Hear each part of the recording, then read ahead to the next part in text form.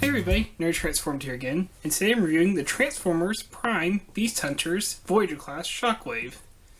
Now Transformers Prime is in the same universe as War for Cybertron Fall of Cybertron, so this is the same Shockwave from those video games, except instead of being a little spaceship, he's a giant crazy spider tank looking thing.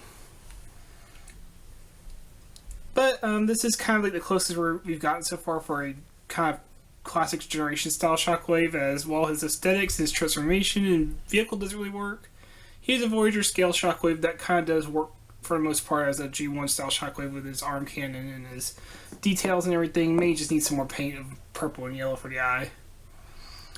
But looking at his vehicle mode, and yeah, he's a folded up robot. Oh, that piece slid back in. But he's a folded up robot just pretending to be a tank. I mean, these are, you might not be able to tell where everything is, but you can tell these are like robot limbs. You can pretty much see the arm, the shoulders just jutting out here and here. Down here it does kind of blend in with the tread piece, but up here for the other arm, because this is the cannon that forms the arm, yeah, it's just a shoulder kind of just jutting out there. And his head isn't exactly well hidden either. It does kind of blend into all the stuff going on here. But yeah, I mean, you can even see his eye from certain angles. There's not really anything locking in all the pieces together. I mean, his hand is just sticking out under here. I wish this felt folded up. A lot of stuff where it's just a kind of a lazy design, just the typical, you know, hey, let's just call it a Cybertronian tank. But at the same time, this Shockwave was all about logic, and I guess it is kind of logical to go for something so simple. I mean, this Shockwave did spend most of his time hidden away in labs and such, so he didn't really need something that would fit for disguise, just more something that could blow stuff up and get it out of his way. So it kind of just at least matched the character persona. And it did try to give you enough details. I mean, you know, the front of Shockwave's chest plate here does kind of form like a tank visor. There are like little platforms on either side of the cannon, as if some people could stand here and man the cannon if you want. I'm sure if you got like some mini cons or something, they would look pretty decent standing right there. And you do get a lot of tank detailing, like you got the treads at the back here, you got the giant cannon of Doom at the top here. You got wheels even on the front here, even though they're different kind of wheels. And there are wheels in the treads, there are wheels at the front pieces here, so he does roll okay. He kind of looks like something from RPG, and to go along with this, going with the whole Beast Hunters gimmick that the second and third seasons of Prime had, he did come with these little rubber pieces, these little two claws in this little chest head piece, that they do peg into the front parts of the tank here. Let's see, just gotta get lined up. It is a little weird trying to get minimum sense of rubber, but they do fit on decently. I said decent, there we go. And there's two little tabs here, there's two little tab holes on either side of this piece here, so you just tab it on like so. And you can get kind of a monster beast, I guess you could say, form for Shockwave. And it looks pretty decent. I mean, for how weird the design is, it kind of does work for a kind of monster. I mean, you got all these little spines sticking off the back here. The treads do kind of look like back legs of some kind. It looks like some kind of mutated Cybertronian, and it works pretty decently for this gimmick. Especially with the little added claws in the face thing. I mean, this looks like something straight out of Dungeons and Dragons almost. So it's pretty cool, but if you don't like the gimmick, you know, you can just always remove these. I know the Takara version, these were done in black, so that might work better for you if you prefer that. And the colors on the Takara version are much different too. The only other gimmick he really has going for this mode is you might notice this giant trigger sticking out the top of the cannon. What that does is cause the cannon to spin. I'm not sure if I'm really going to show this slow down, but you know. It actually creates a little bit of a wind blow going on. But you see what it does, it causes these to spread open. You can kind of see the little laser in the middle. And a lot of people do complain about gimmicks. Transformers Prime was like the last one that didn't have like line-wide gimmicks. It was just random gimmicks per toy. But, you know, it is a giant cannon that's not really doing anything. And honestly, it's not an intrusive gimmick at all. I mean, the only thing that's really intrusive is the trigger sticks out this far. But other than that, I think it's a pretty cool gimmick for what it does. Especially if you got like a light shining into this little light here, you know. It looks pretty cool, actually. That might be cool for some like slow motion videos or some skits or something. But yeah, pretty okay tank mode. It's, you know, the typical Cybertronian thing, but it went for simple instead of complicated. It still looks like a mess. You know, like Revenge of the Fallen, or Dark of the Moon Shockwave, where it's complicated and still looks like a mess afterwards. At least here it's simple and it looks, it's enough to pass for a tank, some kind of spider tank. But transformation, it is pretty simple. We are going to start back here, take these little quills and just push them down. Go ahead and take the tape treads and they do collapse together like so. Come down here, this chest plate is tabbed into the hips. So you want to get up out of the way a little. Go ahead and straighten out, well actually before you straighten the legs, take these parts, just slide them back like so, until they're about even with the back of the leg, then flip the feet out. You can also flip the feet out first and that'll help lining up with the sliding a little better, because just slides until it actually matches up with the toe there, because you see it actually makes it look like a solid toe. Then you take the legs and undo the hinges, and you're just swiveling them to where they're kind of pulling upward. Then you just bring the legs down, like so. Then you're going to take the arms, or the top candy here, pop out for the arm, come to the underside where the other arm's tabbed down, bring it out. Take these little chest pieces, just bring them up on the double hinges, until it's right under the head. Take this chest plate, comes back on a double strut, pit tabs in like that. Then you're going to come to these back treads we saw earlier, make sure the spines are out of the way, and just bring them on down. And they don't really tab in or anything, they just kind of sit against the back. And you're just going to straighten out the arms, like so. Get the camera pull higher so you can see it. And there we have Shockwave in his robot mode. And I forgot to show him for size comparison in his vehicle mode, but here he is for size comparison in robot mode, next to Power to Prime's Grimlock. You can see he's actually a bit bigger than Grimlock. He's not a lot taller, but at the top of the head he is got a little bit over him, probably a few centimeters. He definitely looks larger. He looks larger than he actually is because of his shoulders and everything, but if you look at him head to head, he's only slightly taller, but yeah, it makes him look a lot bulkier and bigger than Grimlock actually, which is kind of funny considering it's Shockwave. But Shockwave in his robot mode is extremely accurate to the show, and he does look pretty good. This is definitely the mode they were going for when they made this figure. And I really do like his look. I love this kind of like alien kind of look. It's like somewhere between what the movies, what the Bayformers were going for, and what the Transformers anime and Prime style was going for. It's like they took like Dark of the Moon Shockwave's kind of style, but kind of slimmed it down more smooth. It's very similar to what happened to Prime Megatron. Some similar ideas, but a lot more smoothed out, a lot more, it's still got the spiky, but a lot less insectoid, or a lot more robotic. It's very nice. I very much like it. I very much like all the spikes coming off. It makes Shockwave look very dangerous. Like he's a scientist, but he can still mess you up if he's still also a warrior. Like I said, it's very similar to Megatron's style. He does still have the gimmick with the Beast Hunter pieces. Instead of the feet, these now peg into the shoulders, which you could have probably done tank mode too if you wanted, but I don't think it looks that good. But you know, you just kind of have them stick off the shoulders like this, which is kind of cool because it does add some spikes to his shoulders, so it can make him look a little more dangerous. And this goes into the same place it did for the tank mode, because it is still the front of the tank there. And here it still looks pretty cool because it's kind of like he's almost possessed or being controlled, or it could look like he's wearing some extra armor, which is also pretty cool. You can also turn these around if you want, and more like that. I don't think it quite looks as good that way because the spikes are sticking way up here, but you can do that if you prefer that look. I prefer it the other way. I also kind of just prefer leaving them off. It looks decent, but I do kind of like just Shockwave as Shockwave.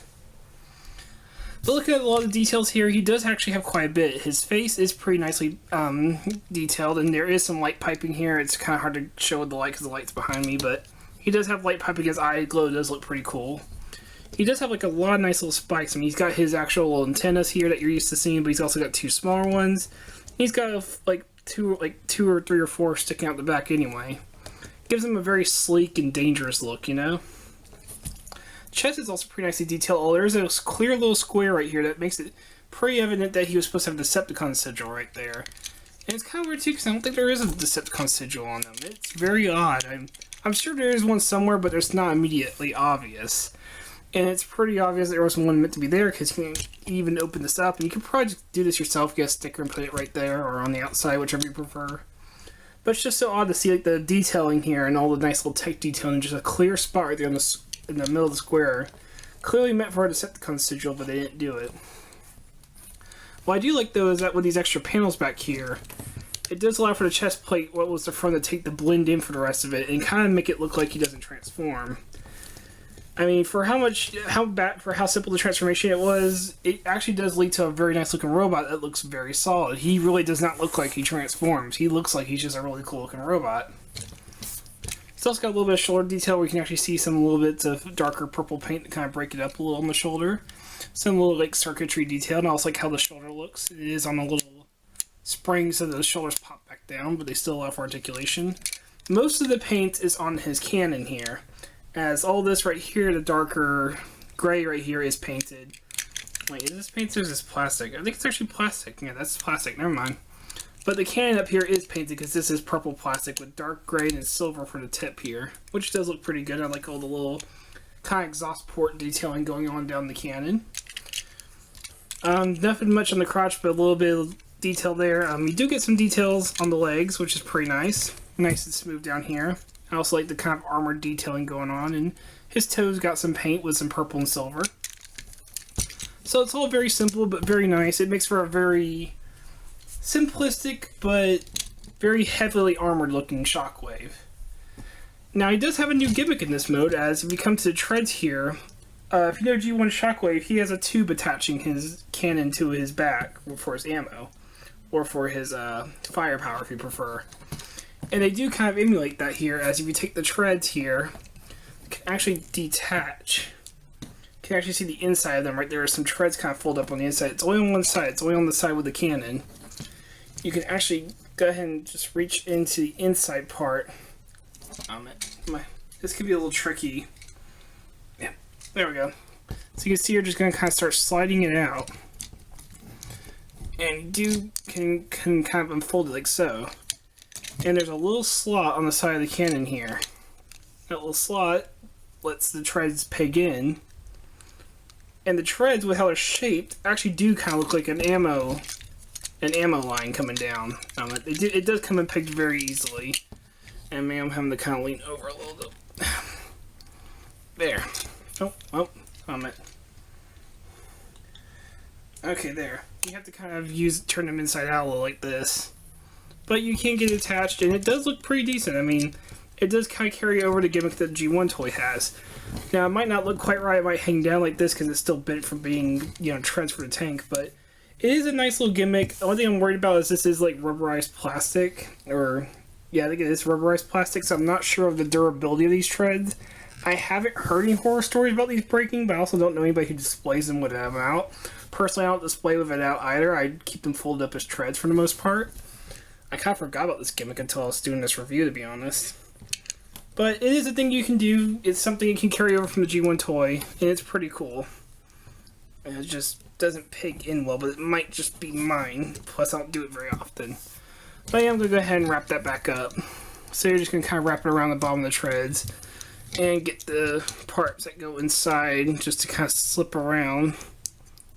And just kind of work it in there. Can be a little tricky.